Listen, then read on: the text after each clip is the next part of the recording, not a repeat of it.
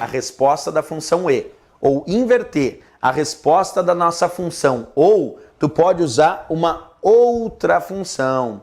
Claro, porque a gente pode ir alterando os argumentos e mudando aí a forma de resposta. Tem uma função chamada não. Não. A função não, aqui dentro das planilhas de cálculo, ela inverte. Se a resposta era verdadeiro e tu usou a função não, então a resposta vai ser falso. Se a resposta era falso e tu usou a função não, então vai ser verdadeiro. A função não inverte a resposta. Vamos ver. Qual é o resultado dessa função ou? Primeiro argumento falso, segundo falso, terceiro falso. Então a função ou só retorna falso se todos os argumentos forem falsos. Por isso deu falso como resposta. Então tu já sabe que o resultado desta função ou é falso. Mas agora eu vou usar uma função não e botar a função ou dentro da função não.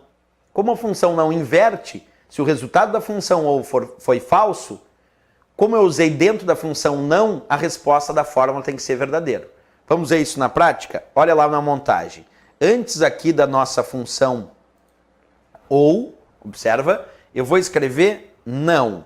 Não. Vou abrir parênteses e aí vou fechar parênteses aqui no final. Então agora eu botei a função ou dentro dos parênteses da função ou. Professor, dá para botar uma função dentro da outra? Dá. E eu acabei de botar a função não dentro dos parênteses da função ou. Como esta função ou retornou falso e ela está dentro da função não, a função não pega a resposta da função ou, que nesse caso foi falso, e inverte. Então a resposta da fórmula vai ter que dar verdadeiro. Porque eu botei a função ou dentro da função não. A resposta da função ou tinha sido falso. Como eu botei dentro da função não, a função não pegou essa resposta falso e inverteu. E deu o resultado verdadeiro. Porque a função não, que é uma negativa, ela inverte a resposta.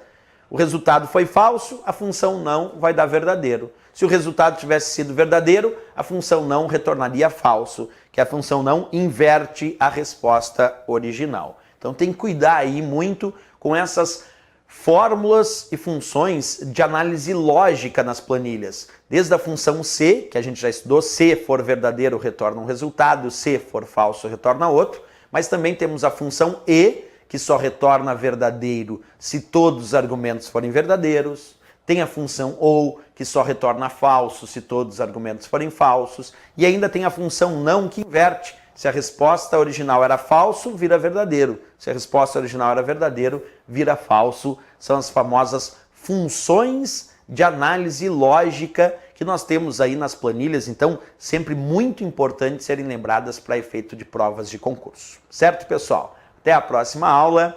Bons estudos!